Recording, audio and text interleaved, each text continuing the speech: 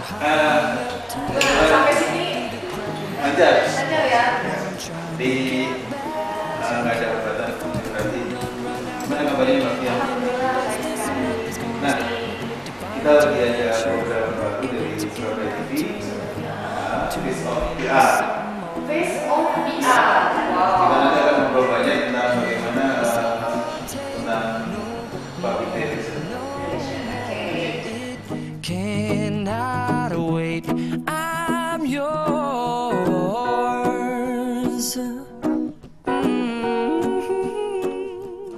Keren sekali. Keren ya. Ya, luar Ini biasa. fotonya juga bisa dilihat ada momen juga kayak gitu.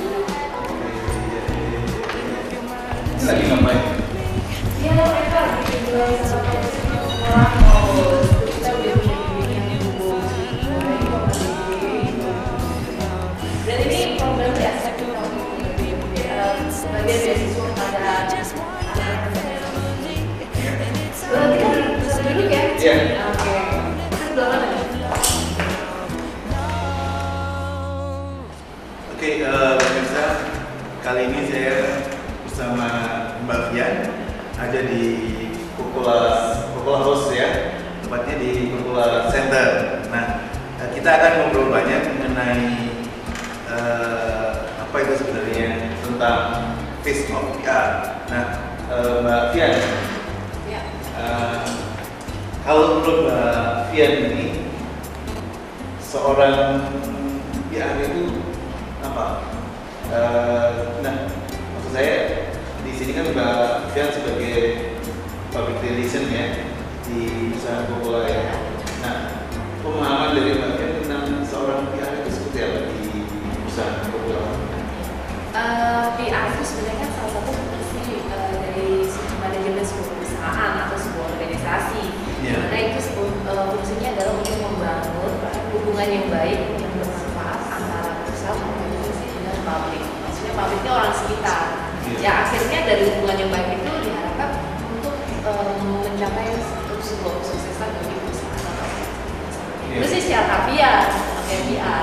Nah, sama di Kukula Group ini posisi saya sebagai public and media relation berfungsi itu sebagai penyimpanan atau membangun hubungan yang baik antara perusahaan dengan masyarakat. Oke, berarti seorang PR itu harus punya kemampuan komunikasi yang baik. Ya, itu salah satunya modal-modal baik ya, komunikator yang baik. Iya, bisa memahami iya, Salah satunya karakter. karakter ya. Nah, biasanya seorang public relation officer atau sebagai mewakili perusahaan sangat penting sekali memperhatikan yang namanya penampilan. Performance ya. Oke. Nah, kalau saya lihat ini bagian luar biasa penampilannya. Nuansanya biskuit sekali. Biskuit ya, Iya, biskuit colorful. sekali, colorful. Nah, Fashionable yang biskuit. fashionable. Nah, yang lebih kerennya lagi Apa nih? di dada ini ada halal, halal, Halal biskuit, dan halal. toiban, ya. Halal. Apa ini maksudnya? Tujuannya untuk apa ini? Nah, ini sebenarnya namanya kita punya tujuannya itu sebenarnya hanya pasang template. Tapi ketika kita melihat ini kita waktu di jalan-jalan kita itu ya apa aksesoris itu lucu gitu. Nah, akhirnya kita punya inisiatif ya karena terbiasa daya pikir yang kreatif kan pakai template yang unik yaitu langsung tulisan Kukula halal. Nah, ini sebenarnya kan sebuah salah satu upaya cara komunikasi dengan orang ya. Jadi menurut saya ini salah satu cara komunikasi saya dengan masyarakat yaitu dengan cara menarik perhatian agar mereka attend melihat saya. Oke. Jadi salah satu strategi untuk komunikasi juga ya. Jadi ini juga salah satu Oke, bentuk mengkomunikasikan bahwa Mbak Fian sebagai perwakilan selain memperhatikan secara detail dari performa, juga kemampuan dari sisi berkomunikasi yang baik. Nah, ada hal lagi yang mungkin yang harus dipahami oleh seorang public relation adalah bagaimana kita itu bisa memberikan pesan yang baik kepada khalayak, kepada masyarakat luas, terutama kepada konsumen. Itu yang pertama. Dan yang kedua, kepada kepada internal dari perusahaan, jadi sebagai komunikator di internal perusahaan. Nah, kira-kira Mbak Fian ini bagaimana bisa melakukan itu bisa berjalan baik dalam menjembatani kebutuhan kepada konsumen, juga menjembatani kebutuhan dari sisi internal organisasi.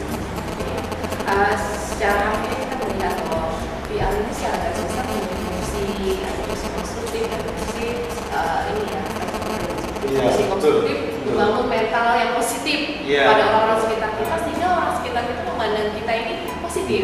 Nah, itu fungsi utamanya. Yang kedua, fungsi korektif atau recovery. Nah, seperti problem solving. Jadi harus memiliki kemampuan bagaimana untuk memecahkan masalah-masalah ini apabila suatu kondisi ditemukan ada konflik atau tadi ditanyakan bagaimana cara menjembatani hubungan internal dalam perusahaan dan juga eksternal. Nah, itu salah satu bagian kegiatan dari PR, salah satunya dengan internal. Nah, itu bagaimana membangun hubungan yang baik antar employee, antar karyawan, antara manajemen dengan karyawan, karyawan dengan karyawan, owner dengan karyawan. Itu yang caranya banyak di sini. Di Kokola ini sudah banyak melakukan aktivitas di antaranya itu ada program training yang setiap sebulan 2 kali. Kemudian juga kita punya program Kokola Leaders Academy. Jadi itu semacam wadah pembinaan, wadah pendidikan untuk seluruh karyawan Kokola grup yang berprestasi. Itu salah satu upaya kita untuk memberikan hubungan internal yang baik. Nah, apa yang eksternalnya nih, Pak? Kalau dari eksternal, pastinya kita juga membangun hubungan yang baik. Salah satunya dengan konsumen ya, kemudian juga dengan komunitas. Nah, salah satu dengan komunitas apa? Kita melakukan pengembangan di komunitas yang di lingkungan sosial yang ada di sekitar kita. Salah satunya program pendidikan Kokola Group sudah memberikan kegiatan, sudah membangun kegiatan CSR. Ya, CSR berupa pemberian beasiswa berprestasi bagi orang-orang sekitar pabrik. Seperti itu.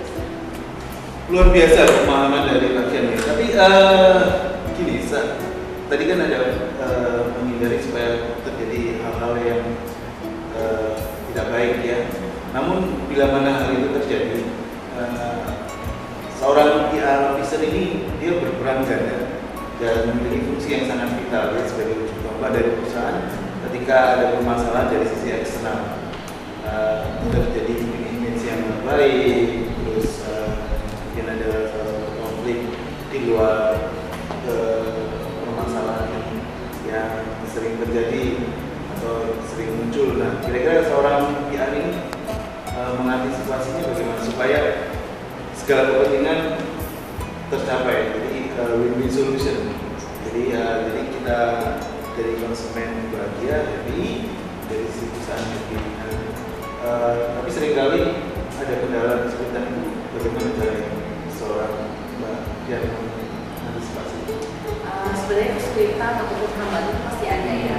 Karena juga kita ada di lingkungan sosial, dengan yang pastinya setiap pihak punya kepentingan sering ada di mana. Bagaimana solusinya? Ataupun bagaimana saya selaku pihak dari Kokola ini mengcover biar kedua pihak Oke, tapi sebelum dilanjutkan, ini paling seru pemeriksaan. Jadi bisa tetap ikuti program spesial Face of PR di Surabaya TV di channel 42. Oke.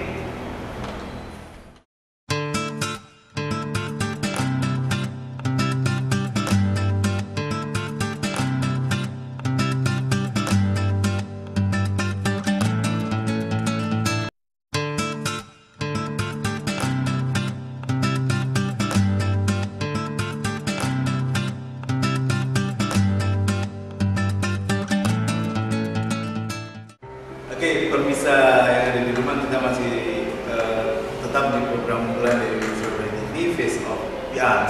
Nah, kali ini kita akan membahas dan melanjutkan pertanyaan yang tadi yang lebih seru lagi. Nah, kira-kira apa ini yang akan dilakukan oleh seorang Mbak Fian sebagai public relation officer? Tadi pertanyaannya jika apabila ada konflik dari eksternal di antara perusahaan organisasi dengan pihak luar. Yang pertama itu memang harus kita harus meluruskan informasi-informasi yang sudah tersebar di masyarakat, dan kemudian kita mengakomodirnya itu dengan mempertemukan kedua pihak. kemudian nggak pihak tersebut kita itu ya, istilahnya bermusyawarah, kemudian kita sama-sama mencari solusi, yaitu solusi yang terbaik dari kepentingan yang bertemu. Jadi ya kita ada kepentingan ini, kemudian punya kita untuk mengakomodir kedua kepentingan tanpa merugikan kedua belah pihak. Itu memang susah gampang ya. Jadi lah itu tantangan dari seorang pihak, dari sebuah perusahaan, bagaimana untuk mengakomodir semua kepentingan yang ada untuk menjadi kepentingan yang sama-sama menguntungkan kedua belah pihak. Nah, setelah itu juga untuk proses agar kita diterima baik oleh masyarakat di sekitar perusahaan, ya ada lagi kita juga melakukan kegiatan sosial seperti GSR yang saya sebutkan tadi, dengan komunitas kita punya rasa tanggung jawab kepada masyarakat sekitar untuk memberikan contoh. Program GSR itu bisa dari pendidikan, itu sih ya, Pak ya, dari pendidikan, kemudian dari kegiatan ekonomi, kesehatan. Koplo ini telah melaksanakan kegiatan CSR dengan memberikan beasiswa berprestasi bagi anak-anak di sekitar kota. Dari kegiatan itu kan mereka rasa responsibility-nya kepada perusahaan jadi positif. Jadi aware juga ya. Kita juga memang harus harus aware ya, harus punya rasa peduli lah, care dengan sekitar. Dari situ orang sekitar juga jadinya care sama kita. Oke. Nah, Mbak Dian, kalau sering kan ada aktivitas di internal organisasi, Mbak Dian sebagai salah satu orang yang bisa dilihat lah untuk bisa menyampaikan pesan-pesan dari perusahaan. Nah, kira-kira bagaimana membangun sebagai sosok pribadi itu supaya bisa diterima di lingkungan teman-teman? Karena kan banyak sekali persepsi, opini, sentimen, dan dari karyawan yang lain itu bermunculan. Nah, bagaimana bisa mengakomodir supaya sosok pribadi ini bisa diterima di semua kalangan dan bisa menyampaikan pesan-pesan yang diharapkan oleh perusahaan yang baik. Berarti ini maksudnya di internal ya? Iya. Oke, pastinya dalam sebuah perusahaan yang Koplo juga berdiri atas individu-individu yang berbeda karakter, berbeda mindset. Nah, awal dari sebelum munculnya bisikan kita harus menyamakan dulu visi-visi bergabung di sini, kita punya mindset yang kita sudah sebelum masuk sini sudah di training dengan yang baik. Nah, kemudian dari training tersebut untuk tujuannya adalah untuk menyamakan visi-visi dan mindset setiap employee yang ada di sini. Nah, ketika kita bertemu, contoh Pak Pras adalah rekan kerja saya, kita memberikan sesuatu yang berbeda, ataupun kita sama-sama memiliki potensi untuk maju bersama-sama. Cuman kan ada sentimen tertentu pasti ada lah, pasti ada. Itu cipta opini yang ada hal yang kurang positif, seperti itu. Nah, sebenarnya itu adalah percikan-percikan sedikit. Kalau tips dari saya itu tidak terlalu diambil pusing, tapi kita tetap harus memiliki pribadi yang positif dari kita. Pastilah seorang individu itu tidak ada yang positif semua, pasti ada. Nobody's perfect kan pasti ya. Cuman bagaimana kita memaksimalkan, memunculkan nilai positif dari diri kita untuk kita jual kepada rekan-rekan kerja kita sekitar. Dan juga menjual karakter positif ya. Maksudnya bukan menjual, beli bukan. Jadi pengertiannya tetap kita harus memunculkan energi positif dari kita harus mencitrakan dirinya positif ya. Positif, biar energi positifnya tertular dengan rekan-rekan sekitar. Dan tips saya sebagai seorang biar untuk bisa diterima dengan rekan-rekan sekitar itu satu apa? Bermodallah untuk kita saling memberi. Jadi tidak mengharapkan untuk dapat, tapi kita untuk lebih gemar berilmu, bukan ngomong doang, maksudnya ilmu, kemudian rasa peduli kepada sesama.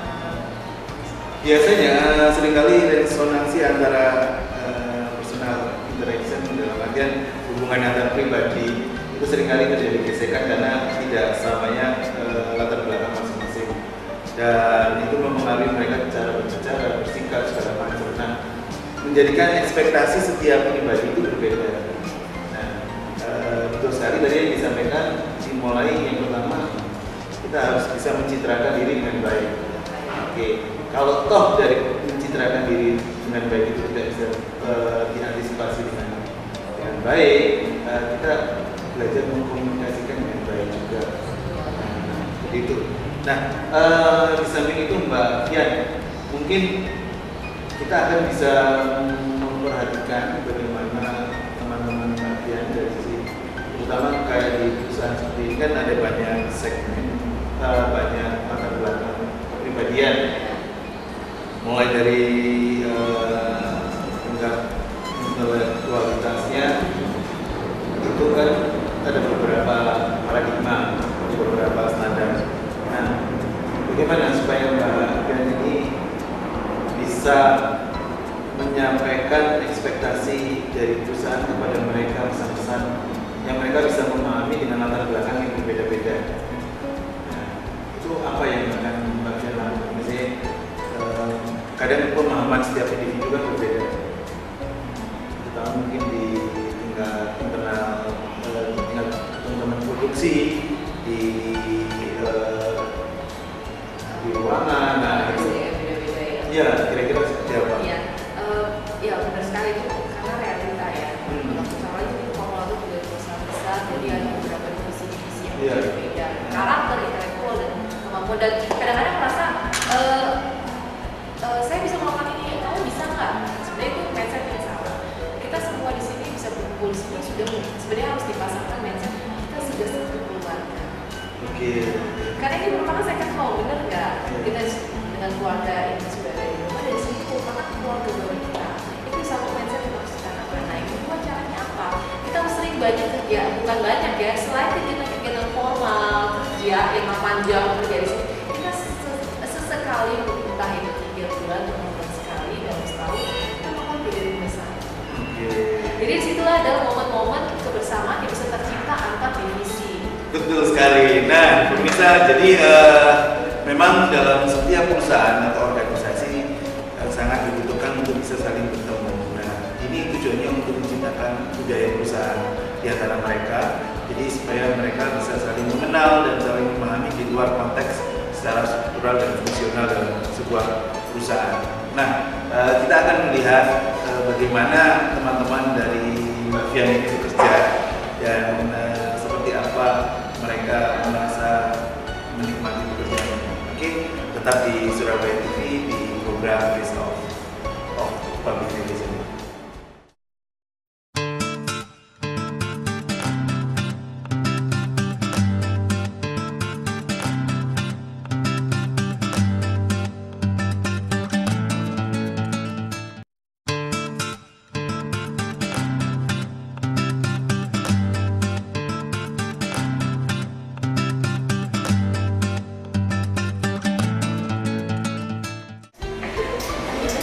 Nah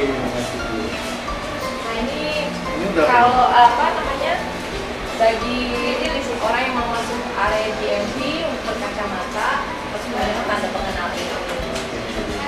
Kalau memang kita harus bebas dari ini ya bahan kontaminasi. Salah satunya adalah kaca. Ini jaga-jaga misalnya kan kacamata kaca. Jadi serpiannya itu tidak ya kasih tanda jadi orang yang pakai kacamata. Oke, ada tandanya juga. Yuk langsung aja kita mulai bersih-bersih diri.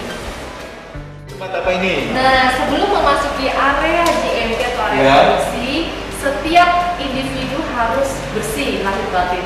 Oh, lahir batin. Lahir aja. Nah, kita nanti harus mencuci tangan dulu Pak Pras. Jadi pakai sabun antiseptik. Ini nggak dijual umum. Jadi khusus, jadi untuk antiseptik kemudian cuci tangan, setelah kering kita keringkan dengan hair dryer, kemudian memakai cairan antiseptik lain. Oke, saya langsung ya? Ya. Langsung aja. Gimana? Tegak, ya.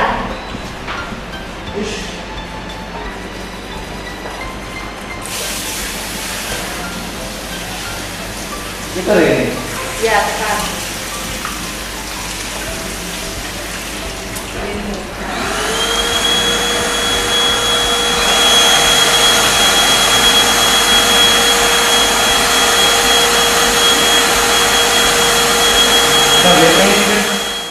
Oke, pemirsa Surabaya TV yang di rumah, tetap setia di channel 44 Live. Kali ini kita ada di ruang produksi, di mana kita akan melihat langsung bagaimana proses dari produksi sampai hingga packaging. Nah, luar biasa teman-teman di sini, kerjanya cukup rapi, energi, semangat. Ini berarti fungsi komunikasi organisasi berlangsung dan dilaksanakan dengan baik sekali di sini. Nah, kemudian kita bisa lihat ke lokasi yang lainnya. Saya sangat terinspirasi di sini, luar biasa, semangat. Dan saya ajak pemirsa Surabaya TV untuk melihat bagaimana Formula Group ini ingin mengimplementasikan mengimplementasikan total food safety dari Formula yang punya. Oke, Kita kan luar lihat biasa. halalnya, amannya, enaknya, bahagianya seperti apa langsung. Oke. Berarti nanti ada program ya? Untuk Kita akan keamanan ya? pamerkan. Oke, luar biasa. Ayo kita lihat.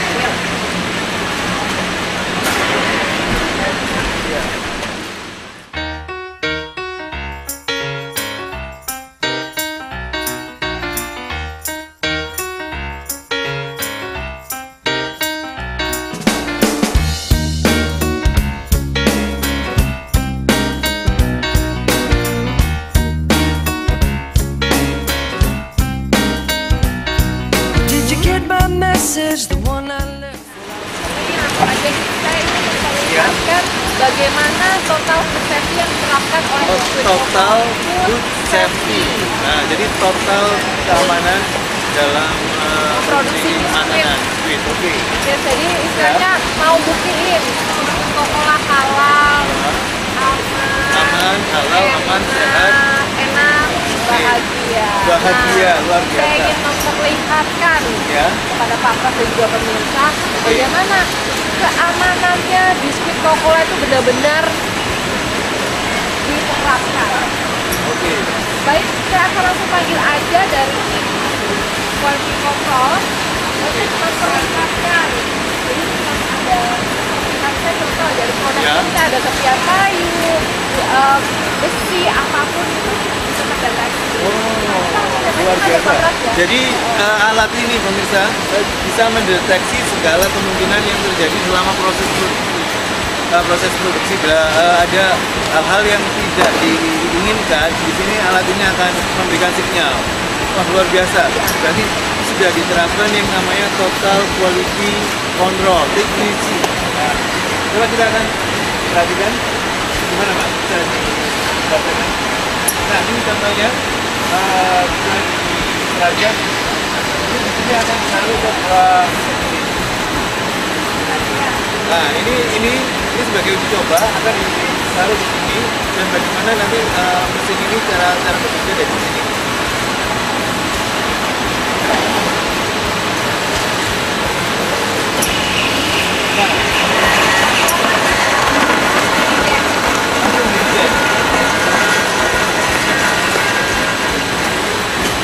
Sangat terbukti sistem pengamanannya. Jadi yang misalkan ada indikator, ada kontaminasi, otomatis alat ini akan bekerja. Hasil dari sortir. Itulah Sekali lagi. contohnya. Oke, luar biasa. Kita bekerja cepat. Oke. Lanjut ya, kita lihat lagi bagaimana cara buat biskuitnya yang lebih awal. Oke. Tetap ikuti pemirsa. Kita langsung aja ketemu sama partner kerja saya yang Oke. tentang Coca-Cola Leaders Academy. Itu merupakan salah satu pembinaan dari kegiatan internal relation ya. Oke. Langsung aja kita kenalin dengan namanya Mbak Zia. Iya. Zia. Cantik ya. Cantik banget. Tapi nggak lebih dari saya. Oh iya. Makanya saya harus manggilnya Mbak Fian. Oke, ini kenalin, ini rekan dia. Iya. Ya. Nah, tadi saya diinformasikan oleh Mbak Fian ini tentang bagaimana pembinaan di internal organisasi, terutama peningkatan kemampuan dari staf yang ada di sini. Nah, apa ini yang dimaksud dengan Coca-Cola Leader Academy? Kalau Coca-Cola Leader Academy sendiri itu merupakan suatu wadah pembelajaran bagi karyawan yang mempunyai potensi sebagai leader. Jadi kedepannya karyawan yang dibina di sini kita kasih pengetahuan, kita kasih training, kita ajari semuanya dari nol sampai dia mampu dan nantinya tim dari Coppola Leader Academy ini, peserta dari Coppola Leader Academy ini nantinya menjadi leader. Pengetahuannya tentang apa aja ini kan harus Kompleks ya. kompleks ya, karena seorang leader kan dia harus punya kemampuan secara emosional, secara pengetahuan, segala macam. Nah, penekanannya di mana dari program ini? Untuk penekanannya di program sendiri ini terutama ya leadership pastinya ya, terus kemampuan public speaking, kemampuan untuk presentasi seperti itu. Untuk presentasi juga ya. Oke, tapi luar biasa ya. Biasa. Ini ada pembinaan yang ada di Coppola. Oke, jadi pemirsa yang ada di rumah, dalam Face of Public Relation ini memang tidak cuma kemampuan dari sisi seorang PR mengkomunikasikan apa saja yang ada di dalam perusahaannya terkait promosi, tapi juga empowering, jadi memberdayakan, meningkatkan kapasitas dan kompetensi serta kemampuan dari setiap yang ada di bagian perusahaan untuk turut serta